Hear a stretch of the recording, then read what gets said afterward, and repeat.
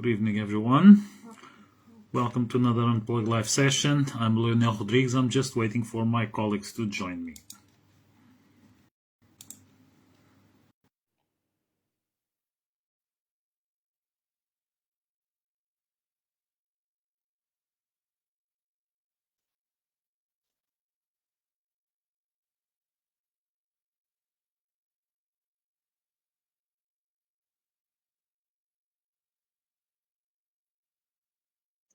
And we have Sergio. Good evening. Good evening. How are you? Well, everything's fine. Although today's gonna be it's gonna have to be a little bit on the shorter end for me. So I'm Okay. just gonna chip in with my 2 cents, and I'll leave you guys up to the rest. Yeah, and then we'll round up. Yep. Yeah, What we'll about you round up. guys? Well, welcome, Gabriel. How are you? Hello, guys. Good evening. Good evening, everyone. Good Evening. evening. So here we are once again. Welcome everyone who's watching us. I'm Leonel Rodrigues from Desirable Portugal Tours, and I'm based near Lisbon. And as usual, I have with me Sergio Costa from Portugal EV Tours, based near Porto, and also the Algarve guy. So Gabriel Lima, from the Great Life and the Algarve. Well, it's quite busy over there now, so you might be having a lot of fun. I mean, Or well, not. let's Okay. let's talk about it. Well, no, it's busy, but Yeah. not as busy as many people they might think. Yeah. Well, welcome everyone to another Unplugged Live. So here we are once again, and I think Sergio has some interesting topics to address. So I'm going to throw the ball to him. What are you bringing to us today? So, good evening. Yeah, this is actually something that I've been discussing with a few partners, a few friends, other tour guides, well, including yourselves as well. And there is this big trend that we're starting to see right now, where what used to be the traditional peak season is now starting to shift a little bit. Um, I'm just going to leave a couple of thoughts over here, give you some ideas of why this might be happening, what challenges is this going to pose in the near future, and Mm-hmm. I'll leave you guys also to debate a little bit of that once I'm gone. But in a nutshell, and this is something that we've been discussing as a bit of an introductory topic over the past couple of weeks, is that we've been seeing that there's been this huge spike in demand, particularly for the months of September and October. Mm-hmm. June was relatively quiet, surprisingly quiet, I would dare say, for the vast majority of people that I've been talking to. July, same. August, pretty much identical. We're seeing a little bit of an uptick, but then all of a sudden we're seeing that September and October are exploding in terms of demand. There's a lot of demand for tours, for touristic services in general for those months. And it's actually good to see because first, the traditional summer months have been a little bit on the slower side. But Mm-hmm. also, this also means that we are basically condensing maybe 3.5 months worth of tourism and touristic activity in basically just 2 months, which traditionally we would start calling these the shoulder season. So we were already past the peak, which would happen in July and August, and we're starting to see traditionally we would start see a decline by September and October, but Mm-hmm. the peak is now shifting towards September and October. So I have my theories about this. One of the theories has to do with obviously the climate that we are facing. Uh, we've been having some issues over here in Portugal. This year has been quite surprising in terms of heat waves as well. And a huge shout out to our firemen who are now out in the field and fighting these terrible fires that we're seeing, particularly over here in the north. But this is all due to a little bit of the dry spell that we're going through during this summer, which is a big contrast to what happened during the winter, because we had a very rainy winter over here, even down in the Algarve, and Yeah. Gabriel can corroborate that. We actually had to open the locks on the dams and do emergency discharges for the first time in 20 years, Mhm. and which was a good thing, by the way. Now the Algarve has enough water to last for the next 3 years, but we're now in the summer, And it's not by chance that, particularly at the Douro Valley, we call these months the 3 months of hell. So, três meses de inferno. So we're basically in the middle of it. So climate, people may be trying to avoid a little bit of this very hot weather that we're experiencing over here. On top of that, because traditionally it's also the peak season, we know things tend to be a little bit more expensive during the summer months, be it accommodations, flight, uh, fares, attractions, etc. Things tend to be a little bit more expensive, and so people might have this mindset of shifting their vacations into a little bit later in the year, just by postponing by 2 or 3 months, in the hopes of getting a bit of a better deal and a bit more bang for your buck, basically. And these are just some of the things. So I've been hearing, especially after COVID, we had what we call the post-pandemic boom of 22 and 23, where we had amazing touristic years. But then in 2024, last year, I started hearing people saying that, well, the airline tickets, they have gone up in price, something like 25 to 30% in some instances. And so people are trying to save a little bit over there, to try to save a little bit on the hotels as well, try to save a little bit for the experiences that they want to have over here. So we now are starting to see 3 months worth of touristic activities or touristic season being condensed in 2 months, a little bit later in the season. September and October, well, in September, September 21st, that's the fall equinox, basically. And that basically means that the daytime duration is as long as the night. And from that moment onwards, you basically have the nights that are becoming longer than the days. So one of the challenges that this poses is that we have less time to enjoy some of the places, some of the activities. Some other activities will actually benefit from this, like for example, sunset tours. They don't need to drag on for I don't know, 9:30 to 10 p.m. almost. Yeah. And past September, in October, and I'm a little bit biased here, but well, I do offer a stargazing tour, and I usually incentivize people to book it for the fall and winter, because not only is the most beautiful time of the year to do some stargazing, we don't have to wait around for 11 p.m. or midnight for the sun to properly set in order to initiate a stargazing observation. So you win some, you lose some. And so people also need to rearrange a little bit their activities, their planning, in order to accommodate for these changes. Not only that, this has been happening to us a little bit frequently as of late, I know. But because we're condensing 3 months of tourism into 2 months, someone is going to be left out. We don't have the capacity to basically take in all of the tours and to accommodate everyone who reaches out for us, because we already have some dates that are booked.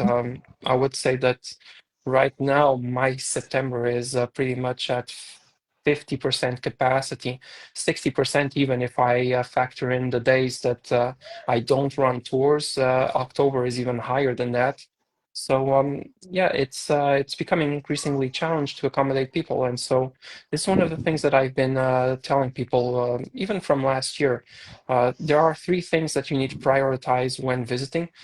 Book your flights, because that's dictates when you'll be visiting, how you're going to get here. Book your hotels, because you need a place to stay, and book your activities, book your tours, because that basically is going to make the core of the experience. You probably will remember your hotel, but the majority of the time that you'll be staying at your hotel, you'll probably be asleep. Um, you're also going to buy the tickets, but for 95% of the people, as soon as you get on the plane, your first thought is, how long is this flight going to last? Will I be landing? Because, well, people are not usually not very excited about the prospect of sitting in a metal tube for 7 to 12 hours. So yeah, the experience, the tours, they are the core of what you'll be doing over here. These are the memories that you're gonna take home with you. And this is one of the things that, in my opinion, you should prioritize as well when planning your vacation, because um, one dictates when you're going to be here, how you're going to get here, where you're going to stay, what you're going to do. because booking your flights and booking your hotels and then just walking around a little bit aimlessly can be fun sometimes, and we are big advocates of that over here, of allowing for spontaneous moments during your planning, but there's also some value to be had when you book a cooking class or a guided tour or something like that. So these are my thoughts. I think it's good to see that this trend is now shifting a little bit towards September and October. It also poses a few challenges. There's some upsides and some downsides. What do you guys think? Lionel, what about you? Well, I will have here a few things to say, and as you mentioned that you might need to leave a little bit early if you feel the need to do so. Just let us know, okay? Okay, will Well, do. first of all, you just touched something very interesting, and I well, as some people know, I've been doing videos, I've been writing some content, some posts about travel planning about this. And one of the things that people are not prioritizing while or when they are planning their trips is, in fact, the experiences. And the experiences should dictate the rest, and not the rest to dictate the experiences. Okay? And I'm going to give you an example. Um, you know, a lot of people still have this idea that, okay, to come to Portugal for wine tours or for wine experiences, you need to go to the Douro Valley. Hands down, the landscape is unique, but we have wine experiences everywhere, okay? But some people reach out to you or even to me or whatever. Oh, yeah, but I would like to go there, but I don't like port, okay? So sometimes people come with this idea that you need to go to the Douro Valley because it's the only wine region, but they don't like port wine, or they had bad port wine and never tried some good one, but that's another story, okay? So people should or immediately plan their locations and their experiences ahead of booking the hotels, okay, and prioritize what they're going to do here. For example, you don't like port wine. Okay, well, the Douro Valley landscape, it's beautiful. But if you're going there just for the wine, well, go to Down, go to Alentejo, go to, even to Minho for the green wine, whatever. Come here to the Lisbon wines region. Okay? Yeah, I'm So, actually going to interrupt you over there. And if you don't like Porto wine, in that case, tell us what you like, because we have exactly, a ton of different wine regions Yeah. over here. And exactly, if people exactly. reach out to us That's Yeah. first, we might suggest, well, the Douro Valley is known for its bold reds, dry style of wines and whatnot. But if people are into a little bit something that is a little bit lighter and maybe a little bit more, I don't know, also with that complexity that they enjoy in the wines, but they like something a little bit more acidic and more mineral, I might suggest a completely different wine region as an experience. exactly that's what I wanted to go. Okay, so I feel that people are coming to Portugal, and first they book the flights. Then they book the accommodations because someone told them you need to stay on this place, okay? And then, oh, I have this book. Now what should I do around here? Okay? And this, it's also very important with what you just mentioned, the season. Okay? We are watching, we are really seeing the tourism season shifting to, as you mentioned, September, October, and so on, and some stuff might be suitable for that season or not.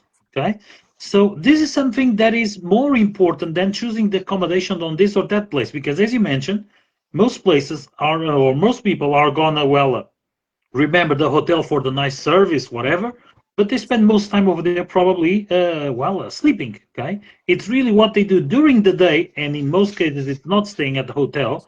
It's really what they do during the day that it's gonna create memories on their experience. So people should start by, okay, assessing the flights, of course, because the flights normally are booked because people already have that vacation time more or less set. So more one day, less one day, but they try to work around those dates. But then, first of all, try to see what can be done and when can it be done. Okay, it's you're not going to go to the Douro Valley in December to stomp grapes. I know that there are some wineries that keep grapes to just for people to stomp them for fun. Okay, but it's not harvest season.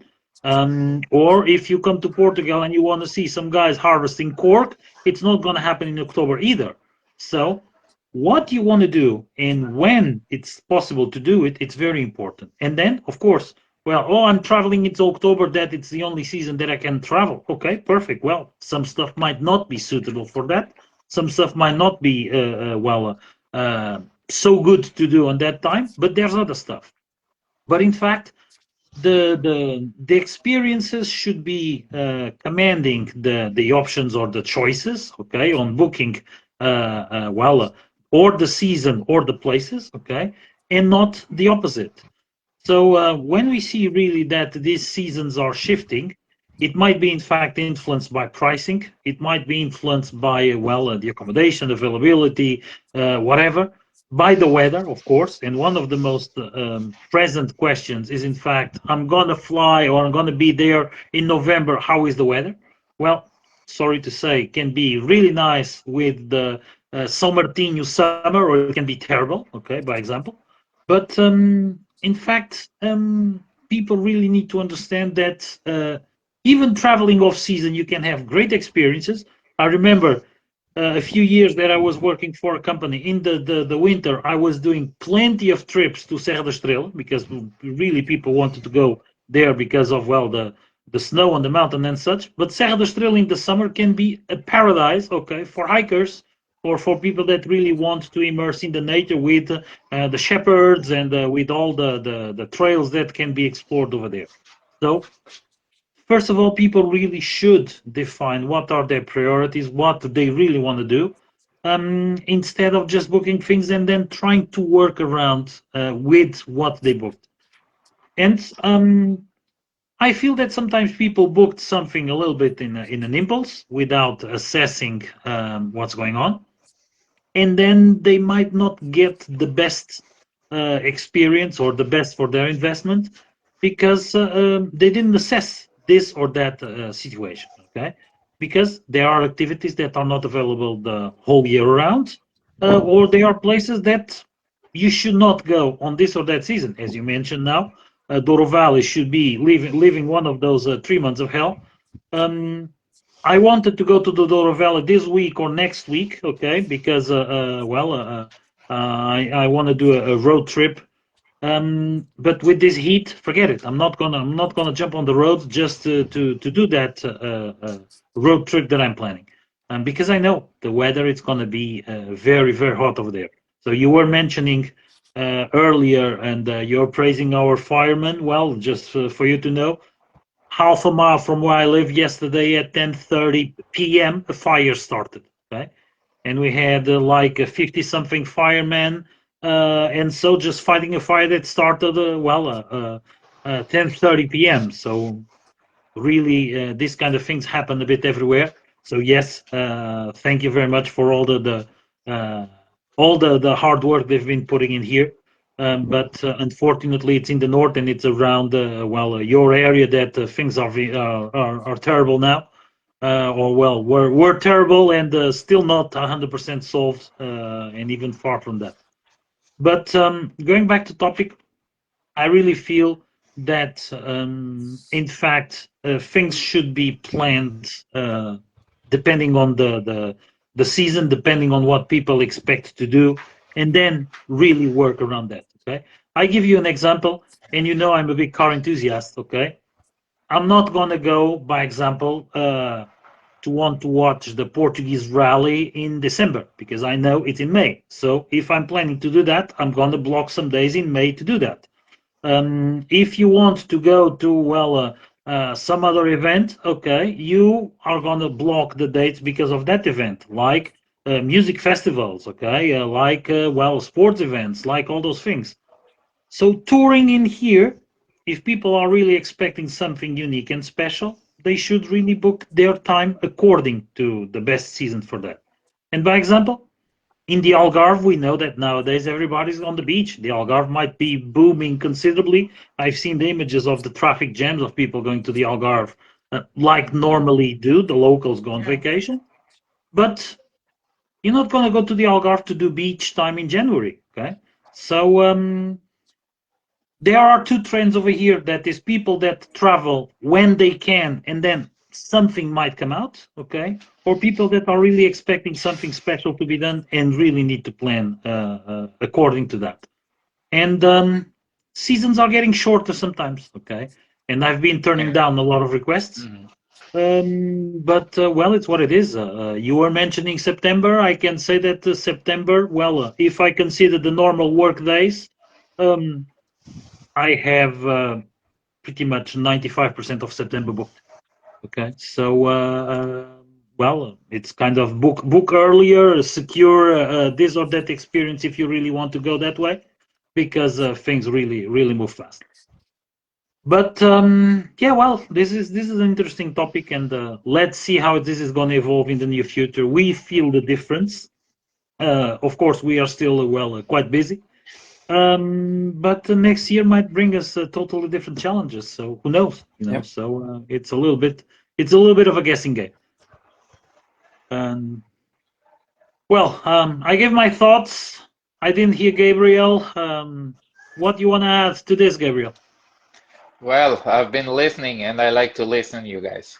It's funny because while you were talking, I was thinking, Portugal, it's a small country, it's full of diversity, but still with many similarities,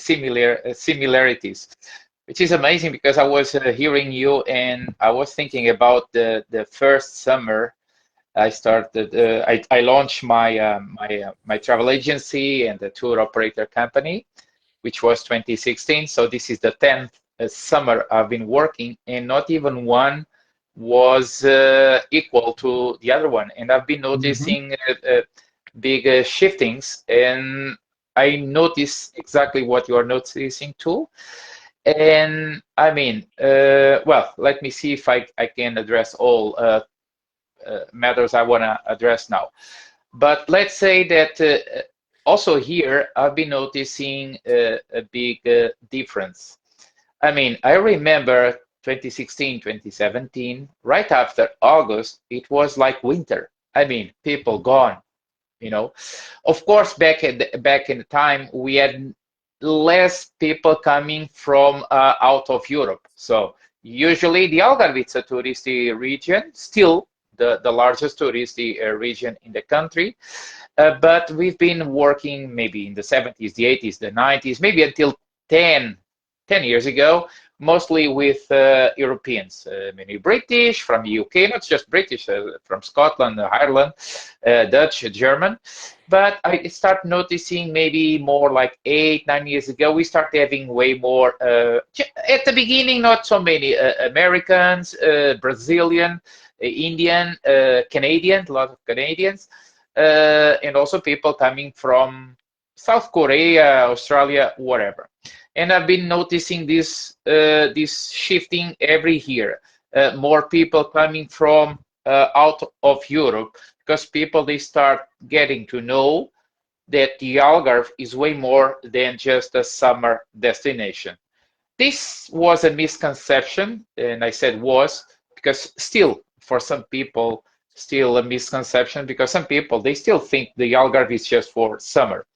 And I mean, I understand, for instance, the people who live in northern Portugal or in Lisbon, whatever, they only think about the Algarve to come to spend here 1 or 2 weeks per summer. So they don't come here to explore the region, at least the majority of people. So I understand that they see the Algarve as a summer destination. It's a place where I'm going to enjoy lovely beach days in July, August, or September.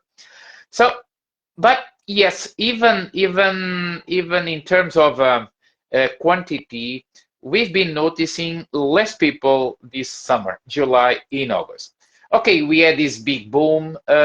Some people, maybe they are running out of budget. The inflation since the pandemic, especially the war in Ukraine, the prices, they've been rising like hell. Everybody's struggling to pay their houses. I mean, in Portugal, the society is struggling now with lots of issues.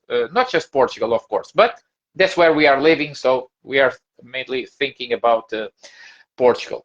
But just like you, I noticed my schedule with a bit less work now in July and August. Also because I also deactivated some products that I used to run 2-3 years ago. I'm talking about off-day tours. Um, this more, let's say, more simple tours, off-day tours to some vineyards. And maybe next year I'm going to reactivate a few too. But I noticed that for September, October, each year I've been having more and more tours booked. And actually, 2 years ago, October, it was massive. It was my best month ever because I remember my schedule, it was already very packed. And then I got this kind of a call from some friends from Canada. You know, Gabriel, my dear friends, they are going there in October. They're going to be there at the 18th and the 20th. So, and then I thought, okay, I can't let these people down. So I just accepted a few more tours. So by the end of the October, I was totally drained and tired. But let's say the next September, September, October, especially the second fortnight of September and the first fortnight of October, I mean, it's almost sold out. I have 1-2 days free. The second week of September, I still have some room. The first week, I'm going to take some vacation time, so I'm going to be abroad. And yes, but I've been noticing this.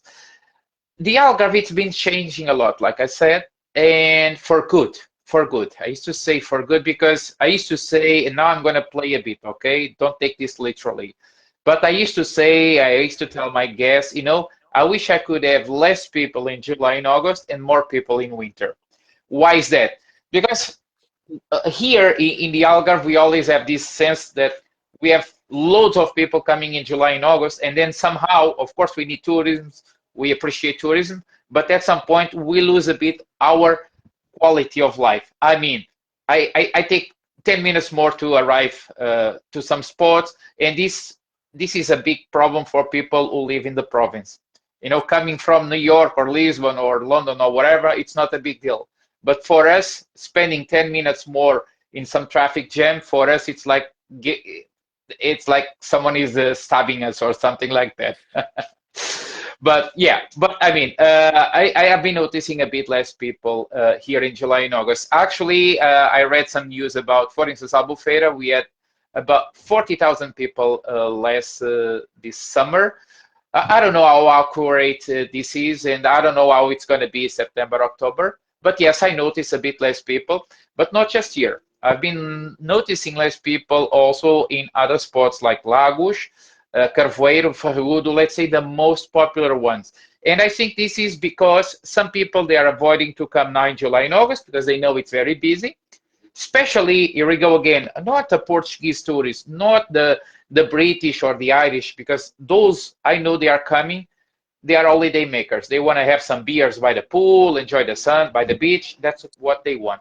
But I think that people coming from Canada, from United States, from all over the world, they are maybe postponing a bit, or they are now shifting to the shoulder seasons. So yes, so me too. I had more work in April, May, June rather than July and August. But it's fine, you know, because July and August, I also like to slow down a bit. I have a family. I like to go to the beach. I mean, I also like to enjoy life. And I've been working for over 36 years. In the first years and after the pandemic, I've been pushing so hard that I remember to think like, Gabriel, you are working so much. Of course, you are making a business, but Jesus, you need to slow down a bit and you need to enjoy more the dolce far niente, which means more joy. Doing nothing. Sometimes it's also important in order to get some more energy for the next steps. Yeah, so I think here we are in a good place. But let's see what happens, because you know, last winter it was great. We had loads and loads of Canadians staying here in Albufeira, also in other parts of the Algarve. I know that, but I have this idea. It's not official. I don't have official numbers, but I have this idea that we had way more Canadian tourists here in Albufeira, and this is amazing because, you know, we ended up going to some tours here and there. Sometimes I join some folks that I already know, and we go for some kind of a free tour or whatever. I mean, it's really nice. So let's see what happens. But my advice is also for October and September, don't postpone, don't procrastinate, because otherwise you're going to lose your. If you snooze, you lose. And guys, even today we were talking about, some people who are booking. Funny, because they are booking with all of us in all over the country, and we had to push a bit because then we had other people trying to book those same days. So sometimes we have to be a bit pushy, because we have to tell people, if you don't book, I need to book with other people, because we can't take the risk to wait until, I don't know. So we are running a business, so we can't just wait endless time, right? So I think things are changing. We need to adjust. The guests, they need to adjust too. And funny, because when I say they need, it's just so to speak, right? But I think they are also becoming more aware about how Portugal really works. So if they are skipping a bit July and August, it's because they already know that it's very busy, and maybe the prices are also way more expensive. Of course, paying a room here in Pine Cliffs or Villa Vita, or I don't know, Cascade, it's way more expensive now rather than in the shoulder season or in winter. But And now I'm going to if interject a little bit, Gabriel. Sorry to interrupt. Go ahead. I have a brother-in-law that works in hospitality, so he actually has a hostel, a couple of rooms, and whatnot. He says that in terms of occupancy, the numbers are definitely down, but Yeah. it changes the mindset a little bit more, because if the demand is down, the prices are also going to be down. And he told me Yeah. that for last-minute hotel reservations, prices are down something like 50 to 60% right Exactly. now. And the season that used to be traditionally the strongest one Yes. is now becoming a little bit on the weak Yeah. one, Yeah. Yeah. and Yeah. some people are trying to Yeah. make up for it. So you're gonna get some bargain deals if you, Yeah. okay, I'm gonna travel in what used to be the prime season, and then you arrive over here, gonna be surprised because it's not as crowded as you expected. And if you're going to be traveling during the shoulder season, it's gonna be way more crowded than what you were Yeah. expecting. Demand and supply. Yeah. It was such a good You point. you Thank you you for just you bringing up. just touched an interesting point, and I was doing here a quick comparison. Just to do a quick comparison of this. You mentioned one name, and sorry I interrupted. The Cascade for this month, if you want to book 2 nights, it's 700 and something euros. If you want to book 2 nights both on weekends in November, it's 300 euros. Yeah. But what Sergi it was touching is, at least here in the Algarve, I noticed something. Try now Pine Cliffs or Villa Vita. Maybe not Villa Vita, because Villa Vita is always packed. And Pine Cliffs, I've been there 3 days ago to watch the Ronan Keating concert, and they were packed. But I noticed that the prices in some of the five-star hotels, they are not as high as they used to be in July and August, Mm-hmm. Mm-hmm. because due this shifting, people they are moving. But maybe the prices in October or September, they're going to be higher. This is the way the market works. So it's always a good idea to be very, very aware about what is happening everywhere. Well, it's a good idea to ask us, because we can feel it here. And maybe, who knows, maybe next year, August is going to be the best month to visit us. Who knows? Yeah, and Because maybe if, in 3 years it's going to be December. No one yeah, who knows. knows? Yeah, exactly. It's been changing always. So I never take things for granted. I am always trying to adjust the market as a tour guide, mostly as a tour guide. And yeah, the things are always changing. The seasonality in the Algarve is no longer like it used to be. The same in Portugal, but we all know that the Algarve, it was really known for a big seasonality. And now I don't notice this so much. We have way more people visiting us in the off season, and I notice a bit less people. Maybe it's just this year. I don't know. I don't know. I have no idea. But for sure, all these things, inflation, people they are losing the budget. I don't know. Let's see. Let's see what happens next year. But well, for now, I'm happy. We have lots of work, and the Algarve still booming, and all fine. Let's see what happens next, guys. I think from my end, Yeah, well, that's and all. we've been once again half hour just flown really fast. Yeah, And unbelievable. well, It it's looks what it my is. it looks my tours. I'm guiding people and people are happy and I'm excited. And when I notice, okay, 8 hours gone, just like phew. Yep. Yeah. So, I don't know if anyone has something else to add. Well, from my end, I'm pretty much, gave my 2 cents, or I rounded up the Sergio's 2 cents. Yep. Uh, I just want to add yeah, a please. final quick note over here. Sometimes, well, you were mentioning, Lionel, when you were talking about planning around the events that you want to see. Sometimes people don't have that choice. It's perfectly normal because if you can only take those 2 weeks off and you have to take them, or else you're going to lose your vacation days. Sometimes people, okay, I'm going, but I don't know exactly what to see. Mhm. Focus on the to those persons, I would encourage them to try to see the glass half full rather than the glass half empty. Because one of the things that I always tell my customers, no matter where you go in the country, and being a guy that does mostly Douro Valley tours, no matter when you come to the Douro Valley, there's always going to be something interesting to see. So Mhm. right now we are starting to see people just gearing up for the harvest, which is going to start probably in the next couple of days for some of the grapes over there. Um, but if you Yeah, miss the I harvest, and think that's some. I think that probably next week you're gonna have harvest already, Yep, right? probably. I know that in some regions in Alentejo, they already started it. They started already in July. But yeah, if you missed the harvest, don't worry because, well, if you're coming in late October or November, you're going to see what is the scenery that the locals consider to be the most beautiful time of the year, with the colors of the different grape varieties and the different leaves changing colors to those fall colors. Very beautiful, very scenic. For me, it's the most beautiful time of the year.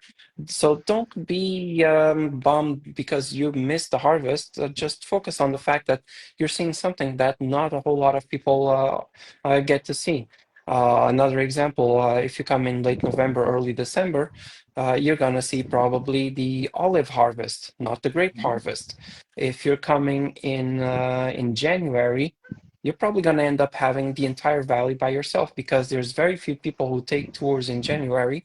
And for me, there's a very strange, I wouldn't call it strange, but it's the best way that I have to describe it is almost like the time completely freezes with the very low temperatures that we get at the valley during the month of January. You even have to wear beanie hats and whatnot because it But gets very cold. a sunny day in January in the valley is amazing. It's amazing. It's absolutely Hmm. gorgeous.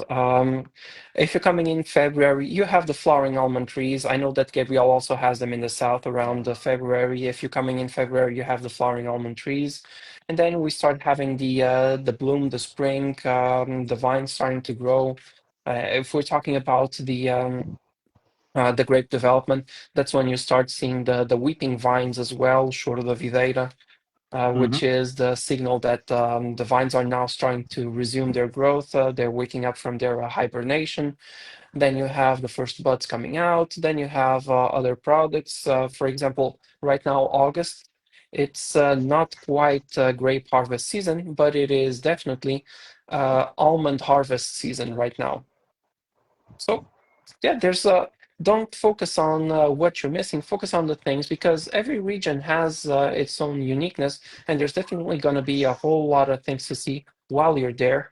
And it's our job as guides to just focus on those positive aspects of the uniqueness that the customers will be seeing by taking the tour at the time that they are doing it. It might not be during the harvest, it might not be during the fall, it might not be, but there's always something interesting happening. Right now, for example, the first thing that comes to mind is the Ox Heart Tomato Variety Festival that is happening at the Hmm. Douro Valley, which is amazing. A couple of vineyards, I would say a dozen or so vineyards at the valley, they host this friendly competition to see who is preparing, who is cooking the best dish with the Ox Heart Tomato. So it's a little bit of a it's not a I'm not going to say it's a consolation prize, but it's definitely something unique to the region. And for people who are foodies and who enjoy gastronomy, they will be amazed by both the taste of the tomato as well as the simplicity of the dishes that we prepare with it. My favorite way of having it: sliced tomato, just a pinch of marine salt, olive oil, some Mm-hmm. chopped onions, and maybe if you want to, you can put a little bit of cilantro on top. That's it. Oh yeah. And the Or tomato, it's basic. a little bit of dried oregano Yep, just on top of that tomato. Right. Yeah. also works. Yeah, I love Yeah. it. Yeah. So this was to open I'm up people laughing that because I got it 1 hour ago, so I just put some oregano, tomato, onions. there you Yeah. go. So it's the season for it. If you're in Portugal right now, look Yeah. for the tomatoes, for the Oxford tomato. If Mm-hmm. you're coming in May, for example, to the valley, look for the cherries. And Oh so yeah. a lot of time people ask, so what's in season? What other products do you have at the valley? I would even go as far as to say from January all the way up to late May, even June, oranges. I know that Mm-hmm. the Algarve is the region that is mostly famous for the oranges, but throughout the valley, well, from May, pretty much half of the year, we have oranges over there on the trees, and some of the vineyards they are friendly enough that allow you to just go and pick a couple of oranges from the tree and try them over there on the spot. It's amazing, and I know that Gabriel does that in the Algarve. I'm doing that over here Yeah. at the valley as well, and well, you Well, can have a comparison between the oranges of the north and the oranges of the south. I'll give you yeah. that. I think that the oranges in the south are a little bit more juicy and a little bit more sweet, but ours aren't too far behind. So yeah, those are my thoughts. Focus on what's happening, what's in season right now Yeah. when you're coming over here. And again, as a reminder, we tour guides, we are here to help, and we can exactly pinpoint those key events that happen when you're visiting, and give you some other important informations and tidbits that are going to make the most out of your trip over here, regardless of when you're coming. Oh yeah. Final thoughts, Gabriel? Well, no, you just said about events or whatever, and just came to my mind that on Saturday we're gonna have right here in Padern, so within Albufeira municipality, very central, one of the most beautiful white parties, which is the Enchantment village of Padern. Last year we had lots of people going there. The village is so old, so beautiful. It's the perfect setup for a great, great night. So go there, and for sure there you're gonna find some of the delicacies of the Algarve too. We have also some good wines around here for sure. I mean, we can enjoy Portugal every single day, every single month. It doesn't matter if it's winter or summer. Actually, that's why we are Portuguese, right? We were blessed to born here, and we enjoy 12 months per year. But Oh yeah. we don't want to sell our country, so but we want people to come to visit us, okay? Well, you were mentioning the Paderno Festival, and you reminded me that we actually have right now the medieval festival of Santa Maria da Feira, which is ongoing. Yes. So over here in the I north, think it's the largest one. I think it's the it's the largest one largest in the one in the country. country. Yeah. Yeah. 12 days. It started on July 30, and it's going to go until August 10th. With 12 days of show, 96 daily shows, 18 theme areas, and 6 squares for continuous animation, besides the gastronomy that we have over there. So one thing that is on very high demand is the roasted pig right now.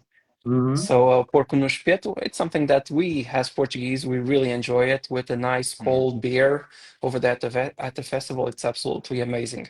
And you'll get to see one of the most beautiful, in my opinion, castles of the entire country, which also has quite a bit of history to it. And the people over there tending to the curation of the experience, they do a fantastic job as explaining everything that is behind the scenes over there. My brother-in-law 2 years ago, he actually worked at the medieval festival over there. So we have over here one quick question from Thomas, and this one I just quickly glanced at. It's about the Algarve. You want to take it, No, Gabriel? it's not a question, it's a statement. Of course, Thomas. So, yeah, even at the continent, we have very good orange from the Algarve.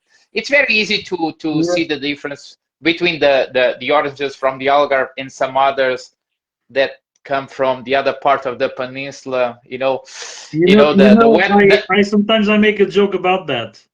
I Yeah, I usually mean, say that orange juice in here tastes so good because we make it with oranges. Okay, no, True. of it doesn't come course. on a Yeah. jug from somewhere. It's so funny because most people they don't know, but the orange they are not native to the Algarve. They came from China, but they love so much the Algarve that they adjust us there. It's not just the weather, it's not just the hills, it's the quality of the soil full of minerals and vitamins that makes the orange so sweet. And we can even notice the difference from Tavira to Faro to Silvas. So somehow Silvas, I don't know, because if on top of the aquifer, the underneath aquifer, that somehow the oranges there are even slightly better than maybe in Faro or Tavira. I mean, we barely can notice the difference, but we are experts here, so we can see the difference between 4 equal oranges. Well, that's all, guys. I think Well, yeah, I think it's time to go. we Yep. could keep going, but well, once Yeah. again, I want to thank everybody, and thank you, well, everybody who watched, and Thomas that just joined with Well, I'm in too. yeah, Yep. and We're gonna meet a meeting with roasted yeah, pork. well, yeah, the roasted pork and beer, yes, I'm in for sure. And well, we'll be back next week. So with other interesting topics. Hopefully, the heat wave, will have slowed down already. Things would be looking a little bit better around. And well, I'll be on the road on the next few days as well. And yes, it's been quite hot. It's been hard to drive around, but we'll be back next week as always. Thank you for watching. Thank you everybody for sharing your thoughts. And well, I'm just gonna say as always, I'm gonna put this one on YouTube. You can also share with your friends for those that didn't watch it here in the Portugal Unplugged group. And for you guys, once again, thank you very much for joining me over here. And for everybody, have a great week. And I will see you soon. Thank you. Have a great week. Bye bye, guys. See you Bye. next See you next Monday. week. Bye bye. Thank you.